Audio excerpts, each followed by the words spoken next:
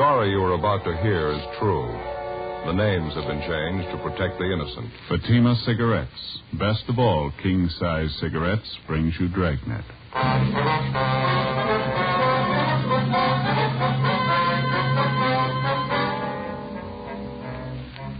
You're a detective sergeant. You're assigned the homicide detail. A 40-year-old mother is found murdered in the bedroom of her home. The body bears the marks of a savage attack with a knife. The killer showed no mercy. Your job? Get him. See the difference. Taste the difference. Smoke the difference. You'll find that in Fatima, the difference is quality. Quality that gives you extra mildness. A much different, much better flavor and aroma. Yes, in king-size Fatima, you get all the advantages of extra length, plus Fatima quality, which no other king-size cigarette has. Fatima, best of all king-size cigarettes. Definitely the best quality in its class, but the same price as the cigarette you're now smoking. Remember, thousands of Americans are switching to Fatima. Insist on Fatima quality. So why wait? Switch to Fatima today. Look for the sunny yellow pack. Buy Fatima. Best of all, king-size cigarettes.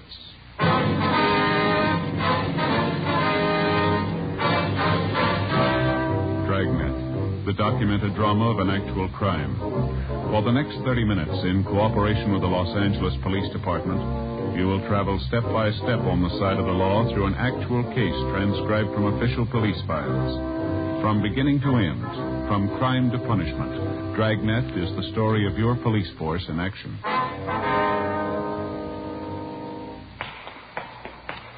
It was Tuesday, February 18th. It was cold in Los Angeles. We were working the day watch out of homicide detail. My partner's Ben Romero. The boss is Thad Brown, chief of detectives. My name's Friday. It was 10:43 a.m. when we got to Woodview High School, the vice principal's office. Good morning, ma'am. Yes? I'd like to see the vice principal, please. I believe her name is Harmon. Miss Harmon? I'm Miss Harmon. What is it you wanted? Police officers, ma'am. Here's our identification. Oh, yes. This is my partner, Sergeant Romero. My name's Friday. I see. How do you do? Well, we'd like to talk to one of your girl students, Miss Harmon, Roberta Dixon. Understand she's registered here? Roberta Dixon. Oh, yes, I believe I know her. Would you mind calling her out of class, please? We'd like to talk to her. Well, we generally don't like to do that, officer, not unless it's absolutely necessary. Pretty important, ma'am. We've got a message for the girl. I see. Couldn't it wait until after school hours? I'm afraid not, Miss Harmon. It's about the girl's mother. It's pretty serious. Oh, has she been taken ill, is that it? No, ma'am. She's been murdered. 16-year-old Roberta Dixon, the daughter of the murdered woman, was called out of her classroom and brought downstairs to the office of Miss Harmon, the girl's vice principal. She was a thin, dark-haired girl in sweater and skirt. With the help of Miss Harmon, whom the girl seemed to know fairly well, Ben and I broke the news of her mother's death as gently as we could. At first, the 16-year-old girl seemed to take the shock with some composure, but suddenly she broke down weeping and became hysterical. When she recovered sufficiently, the girl agreed to come downtown with us to answer a few routine questions. Miss Harmon agreed to accompany her. 11:05 a.m. We checked back in at the office. Ben and I completed the 311 dead body report while Miss Harmon and the daughter of the murdered woman waited in the adjoining room. What was that time discovered, Joe? You got a note on it there? Yeah, let me look. 8:55 a.m. Oh, thanks. Hi, Joe. How are you? Oh, hi, George. How you doing? I can't complain. Got some checking out to do. I wonder if you'd help me. Well, I'll give it a try. Ben, you know George DeCoven, don't you? Reporter from the Daily News? Oh, yeah, sure. Seen him around. How are you? So I understand you two are working on that knife murder out on Pico, the dead woman they found this morning? Yeah, that's right. There are a few things I'd like to check with you before I do the story. The victim's name was Florence Eleanor Dixon, that right? That's right, George, yeah. There are a couple more things here. Stop me if I got it wrong. Mm-hmm. The victim was 40 years old, divorced, one child, daughter 16. Body was discovered 9 o'clock this morning by a next-door neighbor. Mm-hmm. Let's see, the neighbor's name is Esther Fenwick. No, I think the name's Fenmore, George. Oh, thanks. Fenmore. I understand you haven't got much to go on. No murder weapons, no other leads. No, not much of anything so far. We just started on this thing. How about the husband of the dead woman? You get anything there? Well, he divorced Mrs. Dixon 2 years ago. There's no line on him yet. We're still checking him out. We might have some word later on in the day for him. You any other possible suspects in mind, or do you want to say? No, I don't think so. It's still wide open. How about a motive? That been established yet? Could have been one of a dozen things. We're going to have to do some digging before we can say definitely. It doesn't look like it was a robbery motive. Well, that's about all we can tell you for sure, George. Mm-hmm. See, I was over at the morgue when they brought the body in. It's the worst I've seen in a long time. Brutal. It's pretty bad. I suppose there's nothing from the crime lab yet. No. I think they just got back from the house a few minutes ago. If you want to drop by later on this afternoon, we might have something new for you. Okay, thanks. Brandon. Oh, say, I saw you bringing the girl in a few minutes ago, the victim's daughter. I'd like to get a couple of pictures of her. Well, how about making it a little later, huh, George? Kid's still upset. Pretty much of a shock for you, you can understand. Okay, I'll be waiting out in the hall with the photographer. Okay. You give me a call now. Just a couple of shots. It won't take a minute. You betcha, George. We'll call you. Okay. You about finishing that report, Ben? Yeah, all done. Guess we better talk to the girl, huh? Yeah, all right. The morgue say when they're going to post the body? Sometime today we ought to have the results first thing tomorrow morning.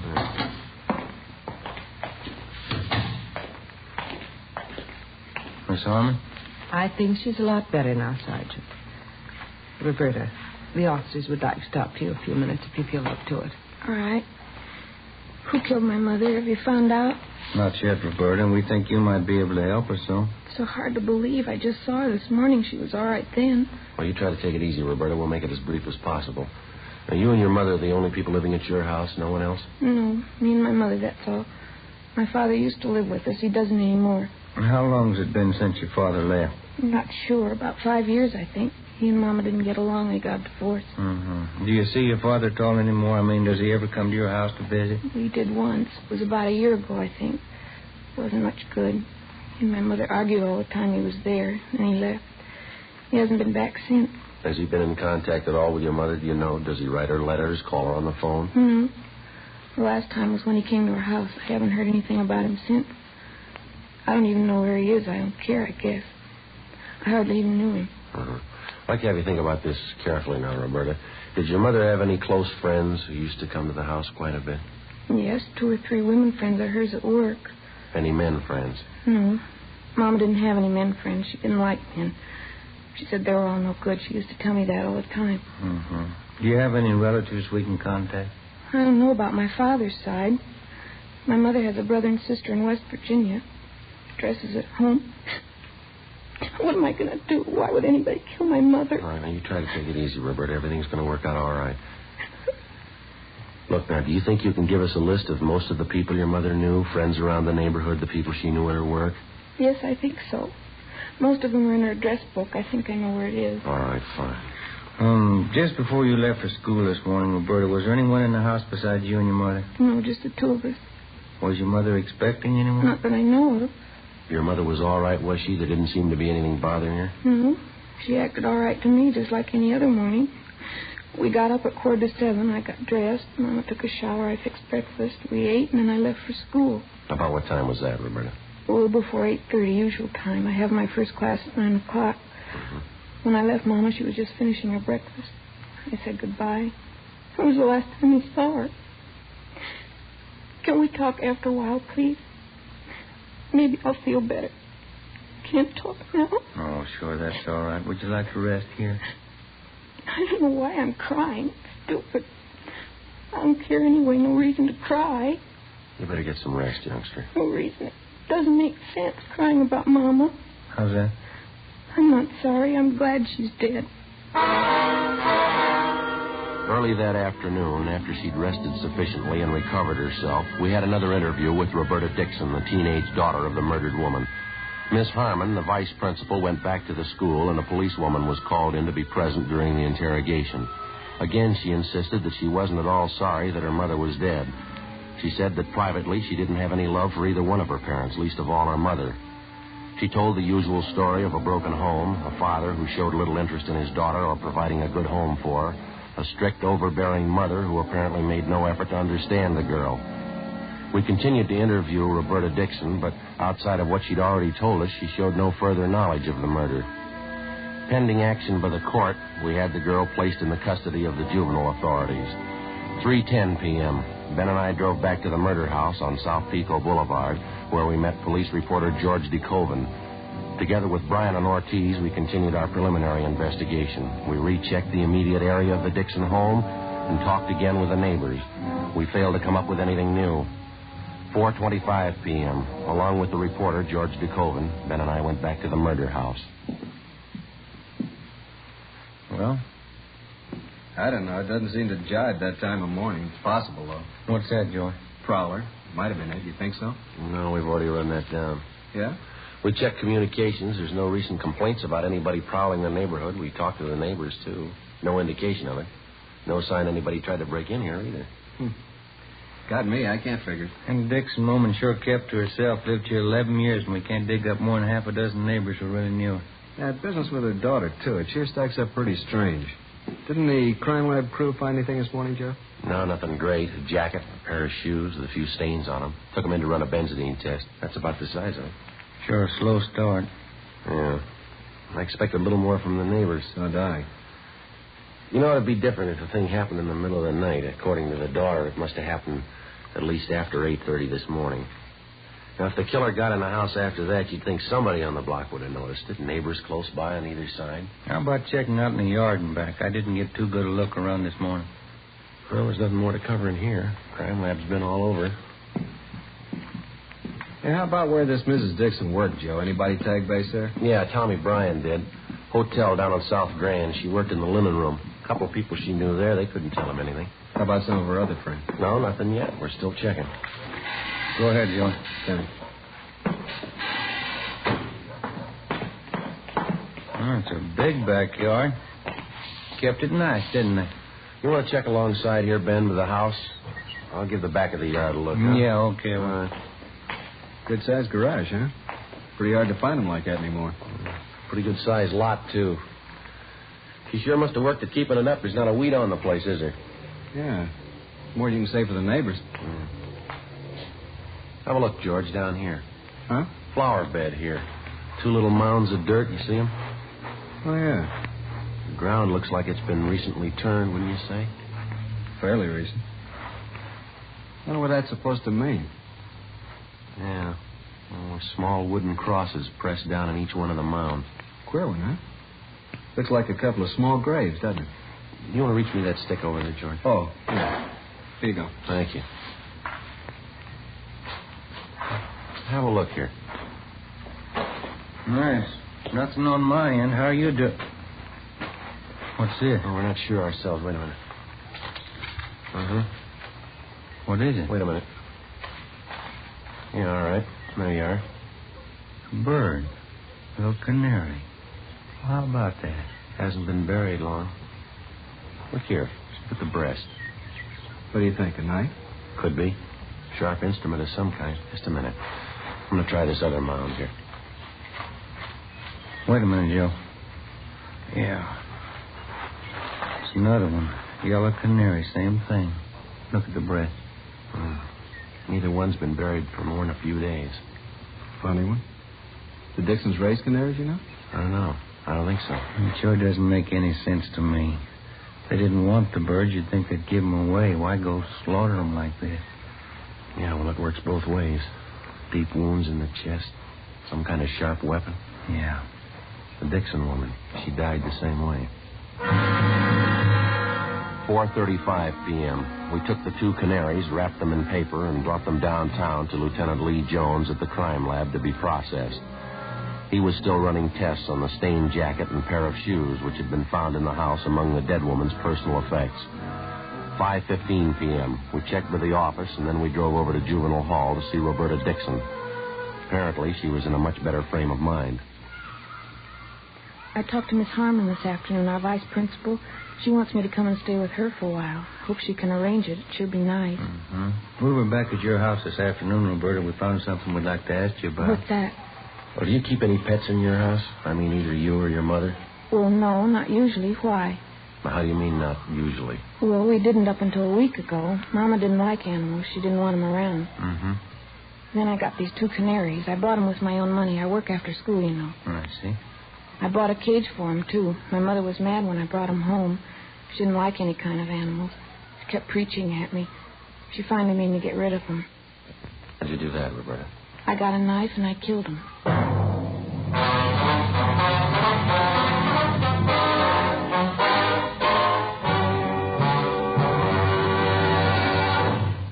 See the difference. Taste the difference. Smoke the difference. You'll find that in Fatima, the difference is quality. Quality that gives you extra mildness, a much different, much better flavor and aroma. Yes, in king-size Fatima, you get all the advantages of extra length, plus Fatima quality, which no other king-size cigarette has. Fatima, best of all king-size cigarettes. Definitely the best quality in its class, but the same price as the cigarette you're now smoking. Remember, thousands of Americans are switching to Fatima. Insist on Fatima quality. So why wait? Switch to Fatima today. Look for the sunny yellow pack. Buy Fatima, best of all king-size cigarettes. Remember, thousands and thousands of Americans are switching to king-size Fatima, insisting on Fatima quality. So compare Fatima yourself. When you see the difference, taste the difference, smoke that difference, you'll switch to Fatima. Because in Fatima, the difference is quality. Look for the sunny yellow pack. Buy Fatima, best of all king-size cigarettes.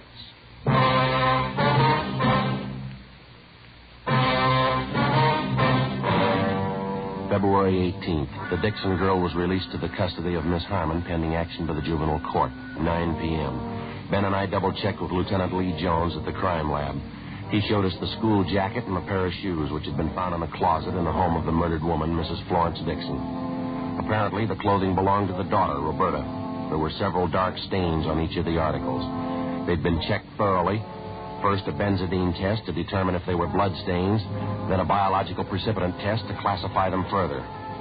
There wasn't any doubt in Lee's mind that the stains were recent, but they were made by human blood. The same blood type as that of the murdered woman. It was a little hard to believe, but the evidence on hand pointed to only one prime suspect, 16-year-old Roberta Dixon. Early the following morning, we checked back in at the office. Ben went across the street to see if the coroner's autopsy report was ready. 8:05 a.m. I checked by communications. They had a report on the tracer we'd gotten out on the murder victim's husband, a Charles Dixon. I picked it up and headed back to the office. Morning, Joe. Oh, hi, George. You get the message I left for you? I put it on your desk over in the press room. Yeah, I got it, thanks. How's it look this morning? Anything new? Well, this here, an answer on that tracer we got out on Mrs. Dixon's husband. He's been living up north for the past year, San Francisco. That's so? Still up there? No, not according to this. He died 6 months ago, heart attack. What do you figure? Well, there's not much choice. Joe. Oh, hi, Joe. Hi. Autopsy report. Coroner just got it out. What's the word? It doesn't jibe with the story we got. The coroner places the time of death close to 7:30 a.m. yesterday. Cause of death, what we figured, chest wound. Some kind of a sharp weapon. There's something else. According to the girl, she had breakfast with her mother before she left for school. Coroner says Miss Dixon hadn't eaten for at least 12 hours before she died. What was that time of death, Ben? 7:30 a.m., no later. Well, I guess we better move on it, huh? Yeah. What's the angle? Well, the daughter, she says she didn't leave the house until 8:30. Along with the policewoman, Ben and I drove out to the home of the high school vice principal, Miss Harmon, where the suspect, Roberta Dixon, was staying. There was no one there. We checked at the high school. Miss Harmon told us that she'd brought Roberta to school that morning. She thought that if the girl attended classes, it'd help keep her mind off her troubles.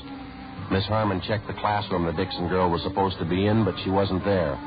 Her teachers were contacted. None of them had seen her that morning. 9:40 a.m., we drove over to the Dixon home. We found Roberta in the back bedroom. She was sitting calmly at a sewing machine, stitching ruffles on a dress. In one corner of the room, there was an empty bird cage. I'm pretty busy right now. I've got this sewing to do. What do you want to talk to me about? We got a few more questions for you, Roberta. It's about your mother. She's dead, isn't she? Do we have to talk about it? Yeah, I'm afraid we do. Why do we? Just told me she was dead. There's no sense in talking about dead people.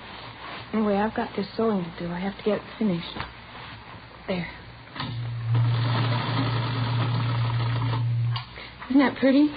These ruffles go all the way around the bottom of the skirt. Here, like this. Beautiful color, brown. You like it? You want to tell us what happened, Roberta, yesterday morning? Yesterday, I already told you, didn't I? We don't think you were telling the truth. You want to go over it again for us? Well, I've got this sewing to do. You can see that, can't you? 3 more rows of ruffles go on. Right here. I have to get it finished. It takes time, you know. I think you better let the sewing go, Roberta. Oh, no, I couldn't do that. I have to get it finished. I'm afraid this is a little more important. I think you realize that. I went over the whole thing for you already. I told you everything. Wasn't the truth. You know that, Roberta. Why do you say that? Was it the truth? What do you expect me to say? That's up to you. You think I lied, don't you? That's stupid. I haven't got any reason to lie. Did you kill her, Roberta? What? Did you kill your mother? I told you everything already. That's just the way it was. Mom and I got up and had breakfast, and I went to school, that's all. I don't have any reason to lie. Oh, excuse me. Hello? Oh, hi, Fran. Yeah, I'm working on it now. It's going to be beautiful. What? Oh, no, that's all right, sure. Oh, thanks. Yeah, I'm all right. Look, can you call me back later? Yeah, I'll be here. Okay, honey, bye. I'm sorry, officers. My girlfriend, Fran. She's a good friend of mine. She can vouch for me. She'll tell you I'm not a liar. Do you own a pair of brown and white saddle Oxfords, Roberta? No, why? How about a school jacket? Green plaid? No. I don't like green. Brown's my favorite color. The green plaid jacket was found in the house here. It was stuffed back in the hall closet. It had your name stenciled on it. Oh, yeah. That old thing. I don't even wear it anymore. Look at that. Won't it be pretty when I get it finished? That jacket of yours, Roberta, they found blood stains on it. On the shoes, too. Roberta? I already told you the shoes aren't mine. The jacket is. Why do you keep calling me a liar? Can't you believe me for once? Isn't it bad enough the way things are? No, the last time we talked to you, you said you left the house at 8:30 yesterday morning. Is that right? Yes, it was around 8:30. Well, we got the report on your mother this morning, Roberta. The coroner says she died at 7:30, no later. That's stupid. How could he tell anyway? He can tell. He's a liar. Something else, Roberta. You told us you and your mother got up and you had breakfast together. Yeah, we had breakfast together. Why are you picking on me? You couldn't have had breakfast together. The time she died, your mother hadn't eaten anything for 12 hours. I guess you're going to say they can tell that, too. That's right. You want to tell us what really happened now? Now tell us the truth, Roberta. It's going to work out a lot easier.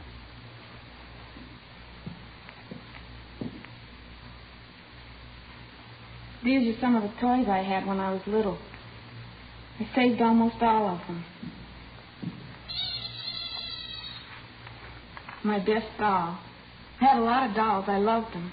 Guess I still do. I love them more than her. You mean your mother? I wasn't fooling. I don't care if she's dead. She didn't mean anything to me. She never did mean anything. These are more of my dolls here. I dressed them all myself, every one of them.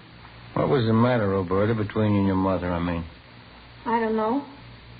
I guess she just didn't mean anything. Not like anybody else's mother. She didn't mean anything at all. Same as my father. We were in the same house, that's all. Nobody cared for anybody else. It wasn't anything but fighting, or just not saying anything at all. I'm glad she's dead. You killed her? Is that what you want to say? Here's a little piano I had. I got one Christmas, I think. Look, still plays. You want to tell us from the beginning?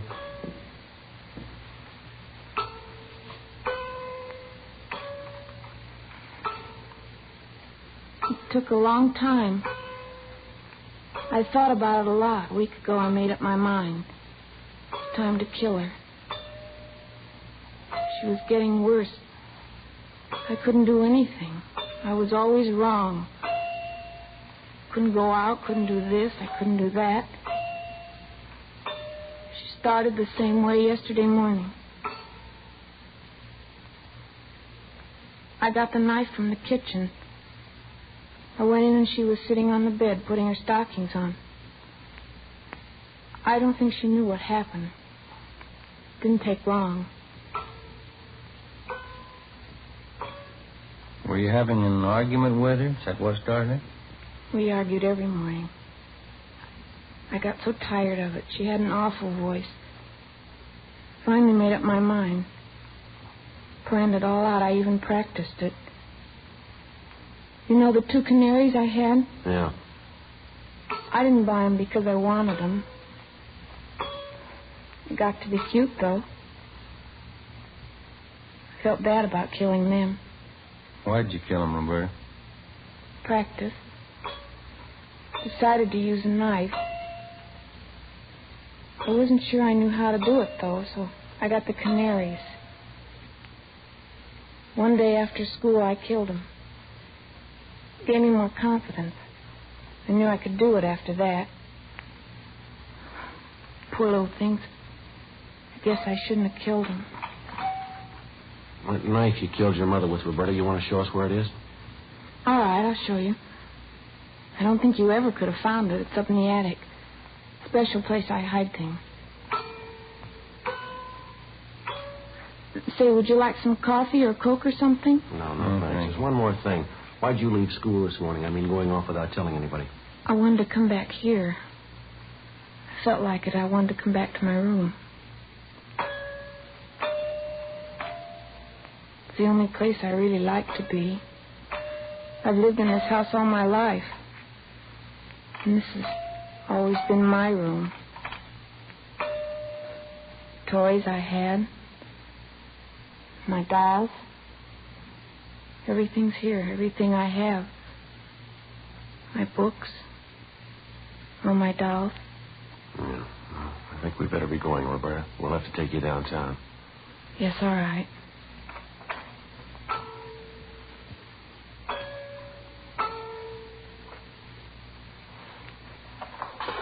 I'll get my coat. Then I'll show you where the knife is. All right. Officers, could I ask you one favor? What's that? It probably sounds silly. It'll help a lot, though. This doll here, Yeah. could I take it with me? Just this one. Make me feel a lot better. Please, do you think I could? Yeah, sure. Bring it along if you like. Thank you. You probably think I don't care for anything but my dolls. There's one thing, though, I want to tell you. What's that? I'm sorry now, I really am. I shouldn't have done it. I know it was wrong. You do? Yes, I'm sorry I killed the Canaries.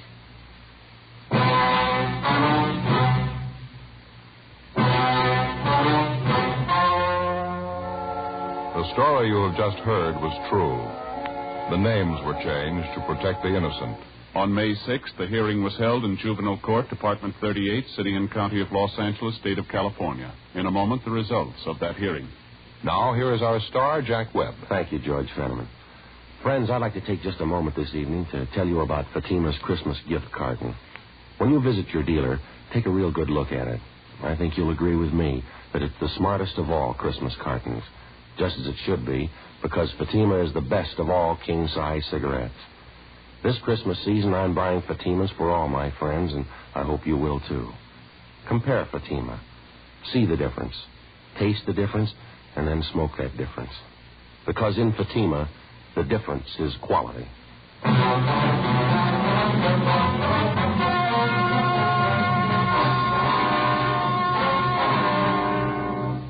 At the hearing in juvenile court, Roberta Evelyn Dixon was found unfit to be handled as a juvenile and was certified to Superior Court as an adult.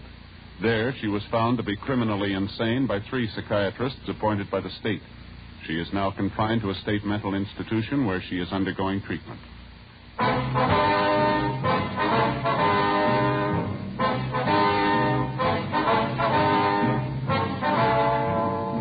You have just heard Dragnet, a series of authentic cases from official files. Technical advice comes from the Office of Chief of Police W.H. Parker, Los Angeles Police Department.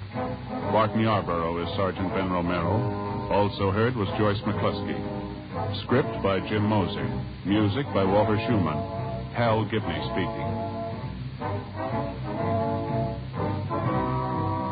Fatima Cigarettes, best of all king-size cigarettes, has brought you Dragnet, transcribed from Los Angeles.